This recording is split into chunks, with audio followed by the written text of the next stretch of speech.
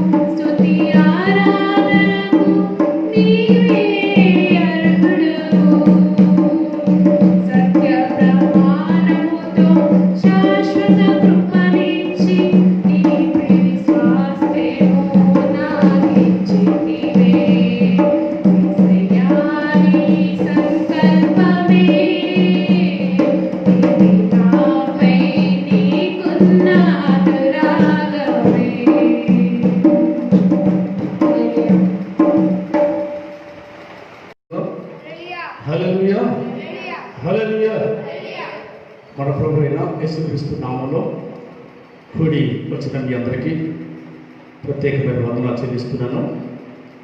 అలాగే గృహాల్లో ఉన్నటువంటి మన ప్రియ ఆత్మీయ పిల్లలు, మన సహోదరులందరూ కూడా ఈ ఫేస్బుక్ చూస్తున్నటువంటి ప్రతి సహోదరులందరూ కూడా ప్రత్యేకమైనటువంటి వందనాలు చెల్లిస్తున్నాను. చాలా మంచిది ప్రియులారా. దేవుని మహా కృప, దయా, కనికరాన్ని బట్టి ఈ దినాన 19 రోజుల తర్వాత మరొకసారి ఈ ఫేస్బుక్ ద్వారాగా మీతో మాట్లాడటానికి దేవుడు కృపనిచ్చాడు. అందును బట్టి దేవుడికి ఎంతో నేను వందనస్తున్నై ఉన్నాను. కనుక మరి ఈ కరోనా అనేటువంటి ఈ వైరస్ని బట్టి మరి 18 రోజులు ఐసోలేషన్లో ఉన్నాం. అయితే ఈ కరోనా వైరస్ ద్వారాగా మొదటగా ఈ వైరస్ వచ్చింది అని తెలియగానే ఒక భయం అంటూ ఏర్పడింది. ఆ భయపడుతూ ఉన్న సమయంలో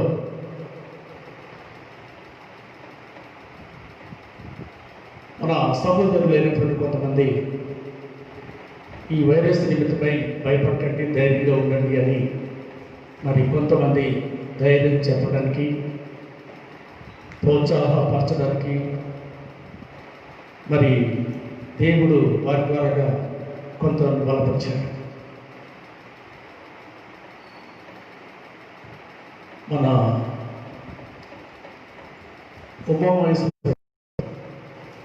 ఉమామహేశ్వరి గారు, తన భార్య మరి హేమ గారు, వారు మొట్టమొదటిగా నాకు వైరస్ వచ్చినప్పుడు వాళ్ళతో నేను మాట్లాడాను.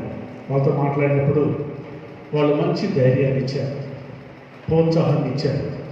ఏం భయపడద్దు, అదేం చేయదు, దానివల్ల నీకేం ఎఫెక్ట్ ఏమీ కాదు.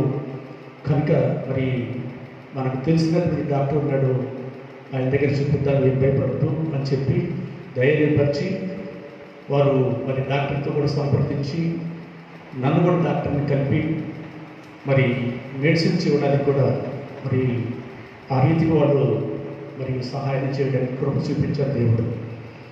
కనుక వాళ్ళు ఎంతగానో మరి నా గురించి కూడా వాళ్ళు ధైర్యాన్ని చెప్పడానికి, ఎందుకంటే ఈ కరోనా వైరస్ అనేది అన్ని దేశాలను పట్టి పీడిస్తుంది, అన్ని దేశాలను కూడా కబలించేస్తుంది, వాళ్ళ యొక్క ప్రాణాలు కూడా తీసేస్తుంది, లక్షల మంది చనిపోతున్నారు.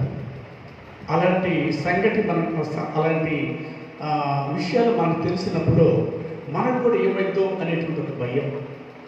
వాళ్ళకి ఇట్లయిందంట, వీళ్ళకి ఇట్లయిందంట, వాళ్ళకి ఇట్లయిందంట అని చెప్పి మరి యూట్యూబ్లో మనం చూస్తున్నప్పుడు దాన్ని బట్టి ఎంతో భయం అనేది ఉంటుంది. అయితే నేను కూడా మొట్టమొదటిగా ఏం చేస్తలే అని అనుకున్నాను, కానీ అది ఏం చేసేది కాదు. కానీ కాకపోతే ఒక మనిషికి భయాన్ని పుట్టించింది అనమాట. లోకమంతా కూడా ఇలా జరుగుతుంది కనుక ఈ వైరస్ నీకు కూడా వచ్చింది, నీకు కూడా ఏదైనా అయింది అనేటువంటి ఒక భయం గుండెల్లో గుమ్ము కట్టదు. ఒకసారి కడుపులో కూడా భయం వచ్చేసింది. అది ఎలా వచ్చిందో తెలియదు అనమాట. అనుకుని ఎదిగే పువ్వులు వచ్చింది, అనుకుని ఎదిగే భయం పుట్టించింది అనమాట. దాన్ని ఆ వైరస్ యొక్క ప్రాబ్లం అలాంటి. ఇక ఆ భయం వచ్చినప్పుడు ఏమి దిక్కుతోయింది, ఏం చేయాలని అర్థం కాని పరిస్థితి. ఐసోలేషన్లో ఉన్నాను, ఇంట్లో ఒంటరిగా పోతున్నాను. ఇక ఏం చేయాలి అనేటువంటి ఒక పరిస్థితి, ఎందుకు ఎలా అయిపోయాను అనేటువంటి ఒక ఆలోచన. ఇలాంటి ఆలోచనలో చాలా సమయాల్లో అప్పుడప్పుడు అలాగా ఆ భయం వచ్చినప్పుడు కొంచెం వెంటనే ప్రభువును స్తుతిస్తూ, గణపరుస్తూ, మహిమపరుస్తూ, ప్రార్థన చేసుకుంటూ మరి దేవుడు నా జీవితంలో ఎన్ని మేళ్ళు చేశాడో అవన్నీ తలంచుకుంటూ వెంటనే మళ్ళీ నాకు నేనే ధైర్యం తెచ్చుకునేవాడిని. కొంతమంది ధైర్యం నాకు చెప్పారు, చెప్పిన దాన్ని బట్టి కూడా ధైర్యం కలిగి ఉన్నాను. అయినా కానీ ఒక్కోసారి గుబుక్కని గుండెల్లో గుబుక్కడని భయం, ఒక్కోసారి కడుపులో భయం ఇలా వచ్చేస్తుంది అనమాట. అలా వచ్చేసినప్పుడు ఏమైపోతావు, ఏంటో, ఏమైతే అనేటువంటి ఏం కాదు, ఏం లేదు, ప్రాబ్లమ్స్ ఏం లేదు, అయినా కూడా ఒక భయం అంటూ అలా వచ్చేసింది అనమాట. ఈ వైరస్ యొక్క ప్రాబ్లం ఏంటంటే భయాన్ని పుట్టించడం, భయాన్ని కలిగిస్తూ ఉంటుంది. కనుక మరి ఆ, ఆ సందర్భంలో వాళ్ళు చాలా బలపరిచారు. దాంతోపాటుగా మరి అనేక మంది సేవకులు కూడా ఫోన్ చేసినప్పుడు వాళ్ళు కూడా ఎంతగానో మరి ఈ వైరస్ నిమిత్తము ప్రార్థన చేయమన్నప్పుడు చేస్తానని వాళ్ళు తేప ఫోన్లు చేసి వారు నా నిమిత్తము మరి ఎంతగానో వాళ్ళు ప్రార్థన చేస్తారు. మన పిడుగురాళ్ళ జోసఫ్ గారు తేప ఫోన్ చేస్తారు. తేప ఫోన్ చేసి ఆయన మరి ప్రార్థన చేస్తాడు. ఫోన్లోని ప్రార్థన చేసి ఆ విధంగా చాలా బలపరిచారు ఆయన కూడా. మరి ఈ వైరస్ యొక్క విషయంలో ఎట్లా ఉంటుందంటే ఒక చెరసాల వేసినటువంటి వ్యక్తిలాగా. ఇప్పుడు ఒక చెరసాల వేస్తే ఆ మనిషికి బొచ్చి కూడా ఇస్తారు కదండి, గ్లాస్ కూడా ఇచ్చేస్తారు కదా, అతని బట్టలు అతనే ఉతుక్కోవాలి కదండి, అతని పనులను అతనే చేసుకోవాలి కదా. సేమ్ టు సేమ్ అండి. ఒక చెరసాల్లో పడేసిన వ్యక్తి ఏ రకంగా తన పనులు తాను చేసుకుంటాడో అలాగే నేను ఎన్నడూ నా జీవితంలో కనీసం ప్లేట్ కడిగాను. నా జీవితంలో ఎప్పుడే నేను ప్లేట్ కడిగి, ఎందుకంటే మొట్టమొదటి నుంచి కూడా నేను మా అక్కాయిలు ఉన్నారు, వాళ్ళు చూసుకునేవాళ్ళు. ఆ తర్వాత పెళ్ళైన తర్వాత భార్య చూసుకునేది. దేవుడు మంచి భార్యని ఇచ్చాడు, నాకు మంచి పాస్టమ్మని ఇచ్చాడు. ఆమె అయితే మంచం కింద దిగనివ్వదన్నమాట. దిగనివ్వకుండా మరి ప్రతి పని, చిన్న పని పెద్ద పని అన్నీ ఆమె చేసింది అన్నమాట. ఏనాడన్నా నేను చీపురు పెట్టి ఊడ్చానని చెప్పండి కదా, చీపురు పెట్టి ఊడ్చుకోవాల్సి వచ్చింది. దాంతోపాటు నా బట్టలన్నీ కూడా, దుప్పట్లన్నీ కూడా నేను ఉతుక్కోవాల్సి వచ్చింది. చూసారా, సరసాల్లో ఉన్న వ్యక్తి ఒక జైల్లో పడేస్తే ఏం చేస్తాడంటే అలాగనే చేస్తాడు.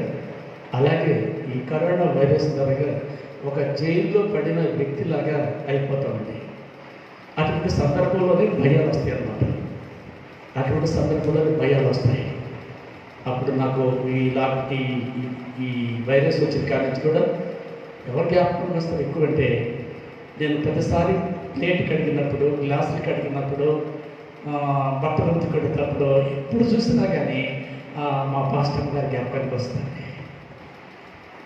చూడు, ఆమెనైతే నేను కూర్చొని ఆమె అన్ని పనులు నాకు చేసేది, అన్ని పనులు చేసిందామె. ఈరోజు నాకు నేనే చేసుకోవాల్సి వచ్చిందంటే ఆమె ఎంత బాధపడుతుంటుంది అని చెప్పి ఆమె బాధను కూడా అర్థం చేసుకునేవాడిని. కనుక మరి దేవుడు మంచి మరి వైపునిచ్చాడండి, మంచి వైపునిచ్చాడు. ఆమె చిన్న వయసులో మ్యారేజ్ చేసుకున్నా కానీ నాటి నుంచి నేటి వరకు కూడా ఎన్నడూ ఏ చిన్న పని చేయలేకుండా నన్ను అలాగా ఆమె ఒక తల్లిలాగా అలా పోషించింది, నన్ను అలా చూసుకుంది. ఎప్పుడు ఆమె నాకు జ్ఞాపకంగా వస్తూ ఉంటుంది. ఈ 18 రోజుల్లో ఎక్కువ జ్ఞాపకం ఆమె నాకు జ్ఞాపకం వచ్చిందండి. ఆ విధంగా నేను ఆమె జ్ఞాపకం చేసుకోవాల్సి వచ్చింది. దాంతోపాటుగా ఈ లాక్డౌన్లో మరి పాస్టర్ గారు కూడా మరి పాజిటివ్ వచ్చినప్పుడు ఆమె కూడా లాక్డౌన్లోకి వెళ్ళిపోయింది. ఆమె కూడా రూమ్లో ఉండిపోవాల్సి వచ్చింది. అటువంటి సందర్భంలో మరి ఆమె మా గదిలో నేనే వీడిదాను, నువ్వు ఆధారిని నేను ఇదారిని అన్నట్టు అయిపోయింది అనమాట. అట్లా అయిపోయింది. అలాంటి సందర్భంలో ఆమె పాపం ట్యాప్ వచ్చి తుమ్మి చూస్తూ ఉంటుంది. బాత్రూమ్కి వచ్చినప్పుడల్లా తుమ్మి చూస్తుంది. నేనేమో లాక్ చేసుకుంటాను, తలుపు లాక్ చేసుకుంటాను. నువ్వు ఎందుకు లాక్ చేసుకుంటావు అంటుంది. నువ్వు లాక్ చేసుకుంటే నాకు భయం ఉంటుంది, తలుపు కొద్దిగా తీసుకొచ్చాను అన్నది. అట్లాగా ఆమె ట్యాప్ వచ్చి తుమ్మి చూసి పోయేది. మరి ఆమె మనసంతా కూడా మరి నా మీదనే ఉండేది అనమాట. ఆ విధంగా ఆమె లాక్డౌన్లో ఉండిపోయింది. అయితే దేవుడు చేసినటువంటి గొప్ప కార్యం ఏంటంటే, మరి ఈ కరోనా పాజిటివ్ వచ్చిన కాడి నుంచి కూడా ఏ ప్రాబ్లమ్స్ దేవుడు లేకుండా చేశాడు. మొదటిగా జ్వరం వచ్చింది, ఒళ్ళు నొప్పులు వచ్చాయి. వాటిలో నుంచి దేవుడు మొట్టమొదటి విడిపించేశాడు. ఆ తర్వాత ఎక్కుళ్ళు వచ్చాయి. ఆ తర్వాత అన్నం తినడానికి మనసు లేకుండా ఉండేది, అలాంటి పరిస్థితి ఉండేది. అయితే దేవుడు అన్నింటిలో నుంచి విడిపించి మంచి ఆరోగ్యాన్ని ప్రభు దయచేశాడు. దేవుడు గట్టికి స్తోత్రం చేద్దాం. హల్లెలూయా, హల్లెలూయా. దేవుడు ఈ కరోనా వైరస్లో నుంచి విడిపించి స్వస్థపరిచి నా జీవితంలో చేసిన గొప్ప అద్భుతాన్ని బట్టి మరొకసారి దేవుడికి 2 చేతులు ఎత్తి గట్టికి స్తోత్రం చేద్దాం. హల్లెలూయా, హల్లెలూయా. కొందరైతే ఏమనుకుంటారంటే కొంతమంది చెప్తున్నారు నాకు అనమాట, అంటున్నారు ఏమని అంటే పాస్టర్ గారికి వయసు అయిపోయింది, పాస్టర్ గారికి చాలా వయసు కనుక ఆయనకి చాలా ప్రాబ్లమ్స్ ఉన్నాయంట, కనుక పాస్టర్ గారు ఆడ బతుకుతాడు, పాస్టర్ గారు చచ్చిపోతాడు, పాస్టర్ గారు బ్రతకడు, పాస్టర్ గారు చనిపోతాడని కూడా కొంతమంది పందెము అన్నారంటాడు, పందెం కడతామన్నారంట కొంతమంది. చూడండి, ఒక మనిషికి ఆరోగ్యం బాగలేదని మరి తెలిసినప్పుడు బతకాలని బతుకుతాడు అని కోరుకుంటారు, కానీ చనిపోతాడు అని ఎవరిని కోరుకుంటారనండి? చూడండి, ఇలాంటి పనికి మారినటువంటి తలపులు కలిగిన వాళ్ళు కూడా ఉంటారండి. ఇలాంటి వాళ్ళు కొంతమంది ఎలాంటి వాళ్ళు ఉంటారని మనం గమనిస్తే, ఈ పాస్టర్ గారు తొందరగా చచ్చిపోతే బ్రాంచ్ని దోసుకోవచ్చు, పాస్టర్ గారు తొందరగా చచ్చిపోతే ఈ బ్రాంచ్ని దోసుకోవచ్చు అని కొంతమంది గుట్టకాడ నక్కగా కాసుకొని ఉండేటువంటి వారు కొంతమంది ఉంటారు ఇలాంటి వారు. కానీ పిలిచిన దేవుడు ఎలాంటి వాడండి? నమ్మదగిన దేవుడు అండి. నరికేస్తాడు, నా సేవ చేయి అని చెప్పి పిలిచిన దేవుడు, నమ్మదగిన దేవుడు కనుక నన్ను మొట్టమొదటి నుంచి కూడా దేవుడు ఎన్ని అపాయాలు, ఎన్ని కష్టాలు, ఎన్ని నిందలు, ఎన్ని అవమానాలు, ఎన్నిసార్లు చంపడానికి వచ్చారు, అయినా కూడా ప్రభు నాకు అడ్డగా, ప్రభు నాకు నీడగా, ప్రభు నా కుడి పక్క నీడగా ఉండి నన్ను ఆదుకుని, నన్ను బలపరిచి, నన్ను ఎన్నో అపాయాల నుంచి కాపాడి నడిపిస్తున్నటువంటి నాయకుడు నా దేవుడు, నా ప్రభు. కనుక నా ప్రభు యొక్క చిత్తం లేదు ఏమైనా జరిగిందా అంటే ఏమీ జరగదండి. మనసులు ఎన్నో చెడ్డగా ఆలోచించేస్తారు, కానీ నా ప్రభు అయితే, నా దేవుడైతే నన్ను ఎక్కడా చెయ్యి విడిచిపెట్టిన వాడు కాడు, ఎక్కడా విడిచిపెట్టలేదు. అలాంటి గొప్ప దేవుడిని మనం కలిగి ఉన్నాం. అందుని బట్టి దేవుడు దావీదు అంటాడో, దావీదు ఒకసారి అంటాడండి, తన దేవుడైన యెహోవాను బట్టి దావీదు ధైర్యము తెచ్చుకునిను. తన దేవుడైన యెహోవాను బట్టి దావీదు ధైర్యం తెచ్చుకున్నాడు అంటే శ్రమల్లో, నిందల్లో, ఇబ్బందుల్లో, కష్టాలు తెచ్చుకున్నాడు. అలాగే ఈ లాక్డౌన్లో మరి ఎంతగానో భయపడడం ప్రారంభించాను. అయితే దేవుడు ఆ భయంలో చూపించాడు. భయపడింది నేను కాదండి, ఆ వైరస్ భయపెట్టిందండి. ఆ వైరస్ వచ్చినంత ఆ మనిషిని భయపెట్టిందన్నమాట.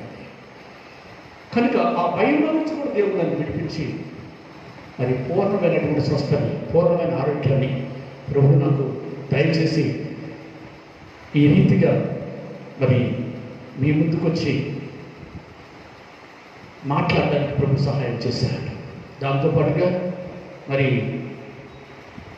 ఒక పక్కేమో పాస్టర్ గారు ఆ రూమ్లో, ఒక పక్క నేను ఈ రూమ్లో ఉంటే మాకు పరిచయం చేయడానికి ఎంతగానో మరి మా కోడలు మరి జ్యోతి ఎంతగానో మరి పిల్లలు, అలాగే మా యొక్క కిషోర్ ఎంతగానో పరిచయం చేశారు, ఎంతగానో మరి కుటుంబాన్ని మరి నడిపించారు.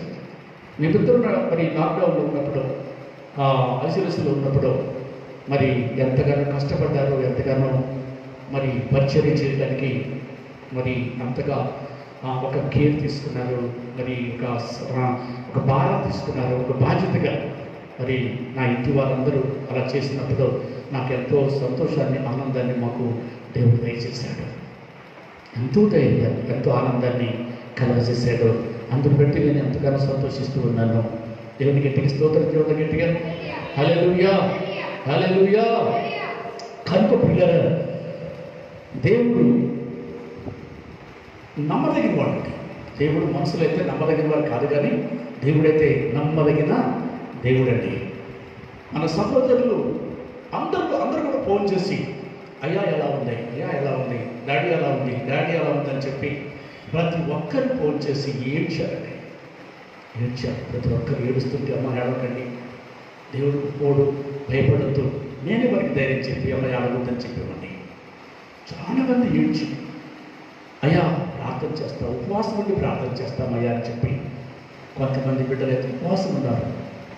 ఉపవాసం ఉండి కన్నీరు విడిచి వాళ్ళు మరి ఈ భార్య కలిగి సంఘ బిడ్డలు అందరూ కూడా ఫోన్లు చేసి వాళ్ళు బాగా ప్రార్థన చేశారంటే సంఘ బిడ్డలు, అలా సేవకులందరూ కూడా ప్రార్థన చేశారు. ఇంటి వారందరూ కూడా చాలా బాగా ప్రార్థన చేశారు. అయితే దేవుడు వారి యొక్క ప్రార్థనలు ఇద్దరు దేవుడు మాకు ప్రతిఫలంగా ఈరోజు ఆరోగ్యం ఇచ్చి ఈ రీతిగా నిలబడేటువంటి ధన్యతను దేవుడు దయచేశాడు. గొప్ప దేవుడికి మరొకసారి గట్టిగా స్తోత్రం చేద్దాం.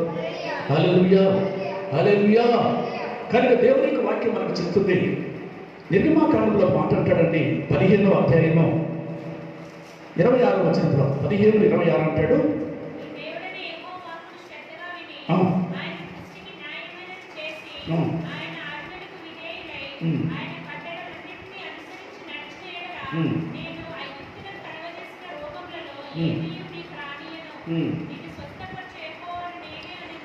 నిన్ను స్వస్థపరచు యెహోవాని నేనే. నిన్ను స్వస్థపరచడానికి నేను సిద్ధంగా ఉన్నాను. నిన్ను స్వస్థపరచువాడు నేనే. భయపడద్దు, దిగులు చెందొద్దు, ధైర్యాన్ని విడవద్దు. నిన్ను స్వస్థపరచడానికి నేను సిద్ధంగా ఉన్నాను. నువ్వు భయపడాల్సిన పర్లేదు, దిగులు పడాల్సిన పర్లేదని దేవుడు ఒక ధైర్యాన్ని మరలా కలిగించాడు, ధైర్యాన్ని పుట్టించి నేను స్వస్థపరచు యెహోవాని నేనే అని చెప్పినప్పుడు దేవుడు ఈరోజు నన్ను స్వస్థపరిచి గొప్ప సాక్షిగా ప్రభు నన్ను నిలబెట్టినటువంటి గొప్ప దేవుడిగా ఉన్నాడు. నేను ఇంకొక మాట చూద్దాం, చూడండి. దేవుని యొక్క వాక్యంలో ఇర్మీయా గ్రంథము 30వ అధ్యాయము, ఇర్మీయా గ్రంథము 30వ అధ్యాయము 17వ వాక్యం.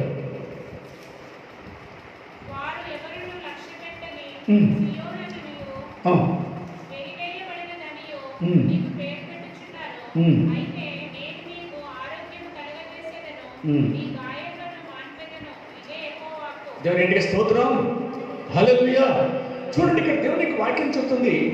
దేవుని యొక్క వాక్యంలో అయితే నేను నీకు ఆరోగ్యము కలగజేసేదను, నీ గాయములను నేను మాన్పెదను, ఇదే యెహోవా వాక్కు. నేను నిన్ను స్వస్థపరుస్తాను, నీ గాయాలు కడతాను, ఇదే యెహోవా వాక్కు. దేవుడు చెప్తున్నాడు. ఎలివేయబడిన దానా అని వాడు అంటారు. లోకమంతా ఏమంటారు? ఎలివేయబడిన దానా అంటారు. సియోను అని ఒక అపహాస్యంగా మాట్లాడతారు. కానీ వాళ్ళు ఎన్ని మాట్లాడినా, ఏ విధంగా వాళ్ళు అన్నా కూడా నేనైతే నిన్ను స్వస్థపరుస్తాను, గాయాలు కడతాను, ఇదే యెహోవా వాక్కు అని చెప్పి దేవుడు తన వాక్కును పంపించినటువంటి దేవుడు. మరి ఆయన చేసిన కార్యం ఏంటంటే ఆయన స్వస్థపరుస్తానని చెప్పిన దేవుడు స్వస్థపరిచాడు, గాయాలు కట్టాడు, గుండె గాయాలను కట్టాడు. ఆయన బలపరిచినటువంటి దేవుడు, ఆ గొప్ప దేవుడు మనకున్నాడు. అందును బట్టి మనము ధైర్యం తెచ్చుకోవాల్సిన వారిగా ఉంటున్నాం. 32వ అధ్యాయము చూడండి. ఇర్మీయా గ్రంథము 33వ అధ్యాయము 6వ వచనము. ఇర్మీయా గ్రంథము 33వ అధ్యాయము 6వ వచనము.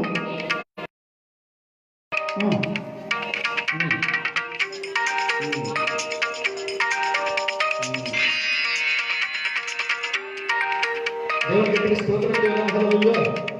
నేను దానికి ఆరోగ్యమును స్వస్థను మరలా రప్పించుకున్నాను, వారిని స్వస్థపరుస్తున్నాను, వారికి సత్య సమాధానాలు సమృద్ధిగా బయలుపరచదును. నేను దానికి ఆరోగ్యమును స్వస్థను మరలా రప్పించుతున్నాను. నేను మరలా రప్పిస్తాను. దానికి ఆరోగ్యమును స్వస్థతను మరలా రప్పించుతున్నాను.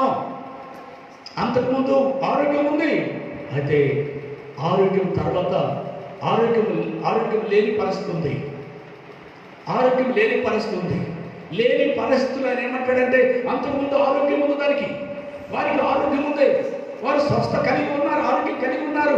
అనుకోని రీతిగా వారికి ఒక కరోనా అనేటువంటి వ్యాధి వచ్చినప్పుడు నేను దానికి మరలా ఆ వ్యాధిలో నుంచి విడిపించి వారిని మరలా నేను స్వస్థపరుస్తున్నాను, వారిని నేను మరలా బాగు చేస్తున్నాను, మరలా వారిని నేను స్వస్థపరుస్తున్నాను అని వాగ్దానం చేసినటువంటి దేవుడు అండి.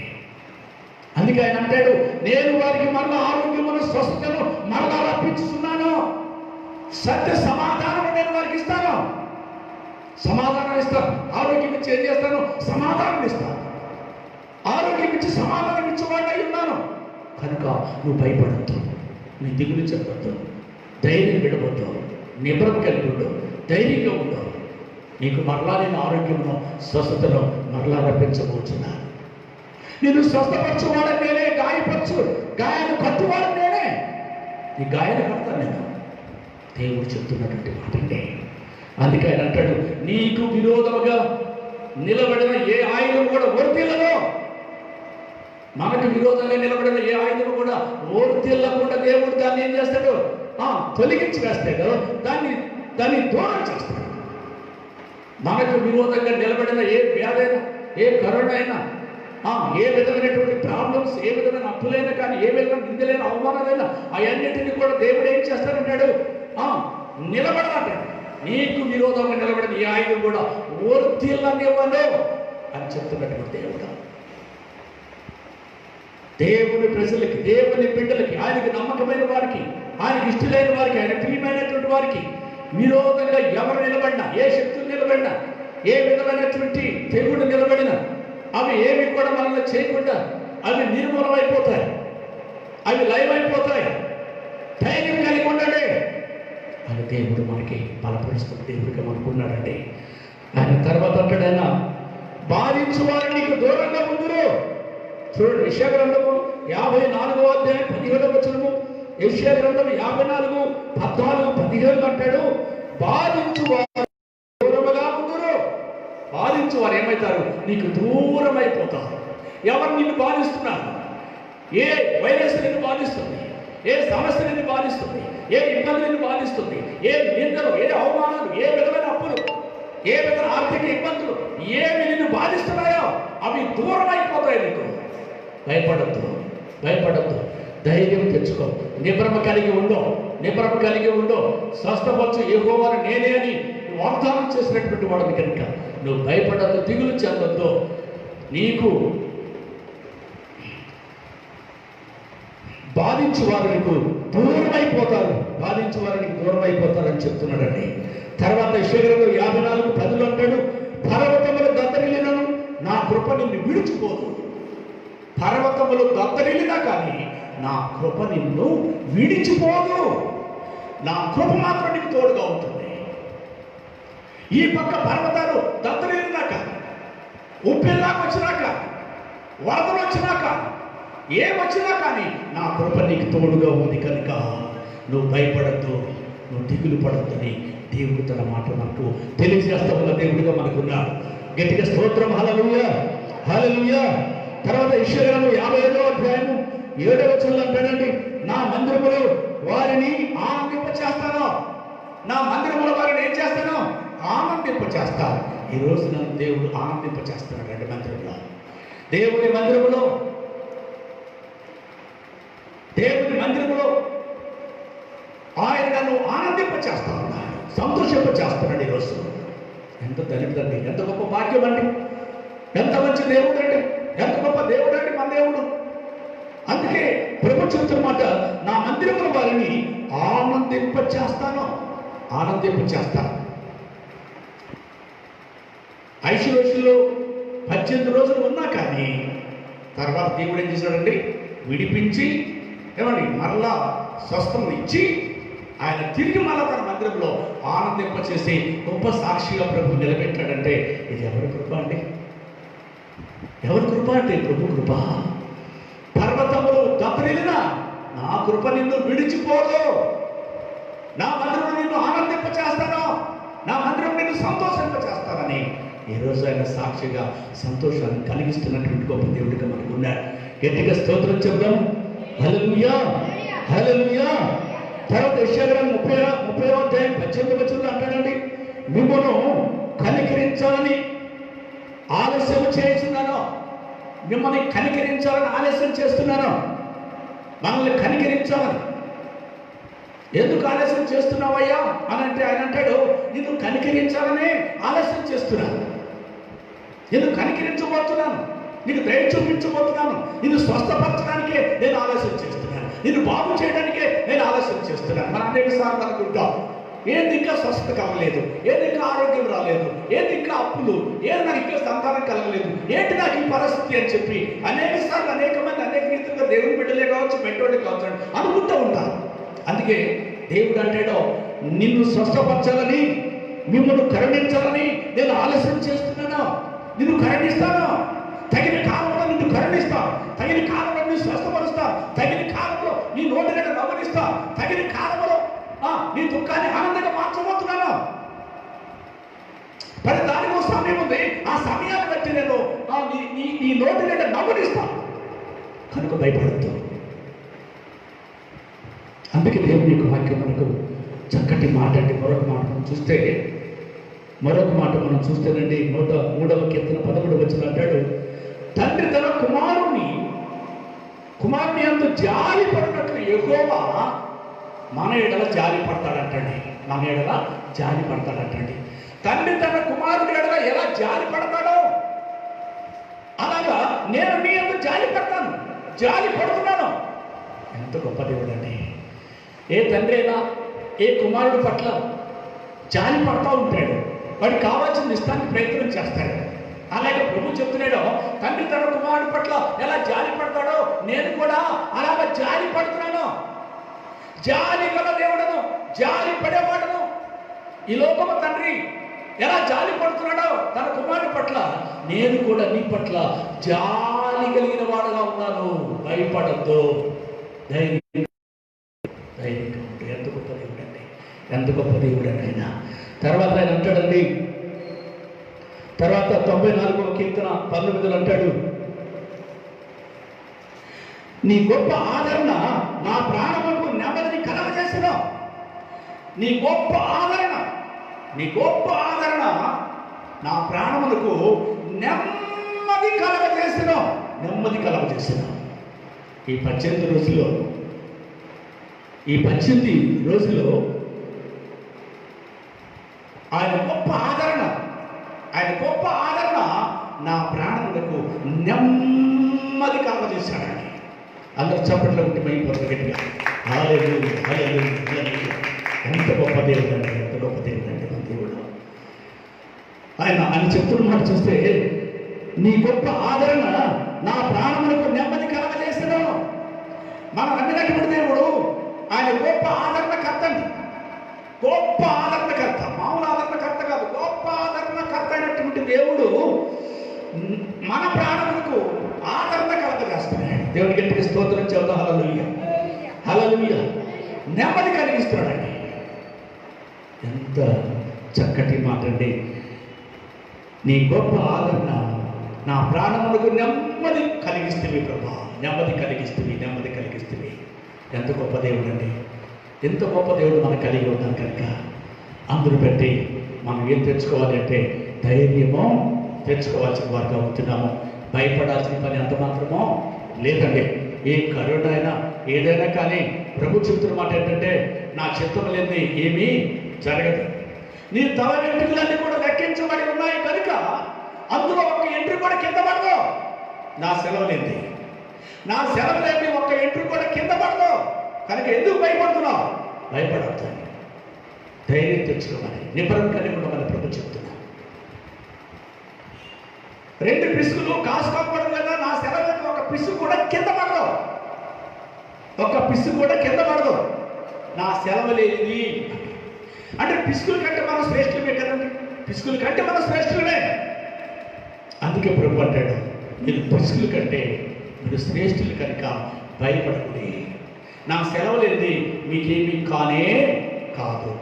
అది ఈ కరోనా మళ్ళీ ఇంకోటి వచ్చినా, అంతకంటే ఇంకోటి వచ్చినా కూడా, ఏది వచ్చినా కానీ దేవుని చిత్తము లేనిది ఏ మనిషిని ఏమి చేయడానికి వీలు లేదండి. దేవుని బిడ్డల్ని, ఎందుకంటే ఆయన రక్తం ఇచ్చి మన కొనుక్కున్నాడు.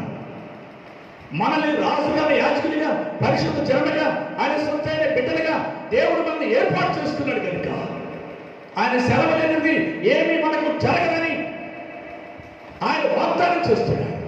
ఆ వాగ్దానాన్ని మనం చేతబట్టి ధైర్యంగా ముందుకు వెళ్ళాల్సిన వారిగా మనం ఉంటున్నాము. ఒక్కోసారి మా ఊళ్ళు కాబట్టి భయపడతామండి. భయంలోనే ఉండొద్దండి. వాళ్ళ వెంటనే ధైర్యాన్ని ప్రభుత్వం పట్టించాలి, ధైర్యాన్ని తెచ్చుకోవాలి. దావీదు తన దేవుడని యెహోవాను బట్టి ధైర్యం తెచ్చుకున్నట్లుగా మనము కూడా భయం వచ్చినప్పుడు వెంటనే మనం ప్రభు వైపు చూసి ధైర్యమో తెచ్చుకొని మనం ముందుకెళ్ళాల్సిన వారిగా ఉంటున్నాము. ఏది మనల్ని ప్రభు చిత్తం లేదు, ఏది మనల్ని చేయదు.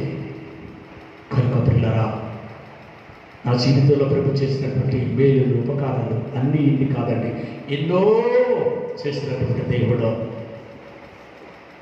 అలాగే ఈ కరోనా పాజిటివ్లో ఈ 18 రోజుల్లో కూడా దేవుడు చెట్లకు మనసులాగా నన్ను హత్తుకోనండి. ఒకసారి భయం వచ్చినప్పుడు బలపరిచి, ధైర్యపరిచి, ముందుకు నడిపించి ఈరోజు దేవుడు మందిరంలో నన్ను ఆనందింపచేసి సంతోషింపజేసినటువంటి ఆ గొప్ప దేవుడు కనుక ఆయన మనం నమ్మకం ఉంచుతాం, విశ్వాసం ఉంచుతామో మనం ముందుకు సాగిపోదాము. అలాగే ఈ యొక్క ఫేస్బుక్ చూస్తున్నటువంటి ప్రతి బిడ్డలు కూడా ప్రత్యేకమైనటువంటి వందనాలు, ప్రత్యేకమైనటువంటి మరి వందనాలు చెల్లిస్తూ ఉన్నాను. కనుక పిల్లరా, మరి భయపడాల్సిన పని లేదు, దిగులు పడాల్సిన పని లేదు. ఇది ఏమీ మనల్ని చేయదు. ఎందుకంటే దేవుని చిత్తం లేదు ఏది మనకు జరగదని ధైర్యం తెచ్చుకొని మనం ముందుకు వెళ్దాము. దేవుడి మాటలో దీవించదిగాక ప్రార్థన చేసుకుందాం. ప్రేమ కలిగిన తండ్రి, దయ కలిగిన యేసయ్యా, నీకు వందనాలయ్యా. నా జీవితంలో, నా బ్రతుకులో తండ్రి మీరు చేసిన ఉపకారాలను బట్టి, మేలును బట్టి లెక్కించలేని స్తోత్రాలు, వందనాలు చెల్లించుకుంటున్నాం తండ్రి.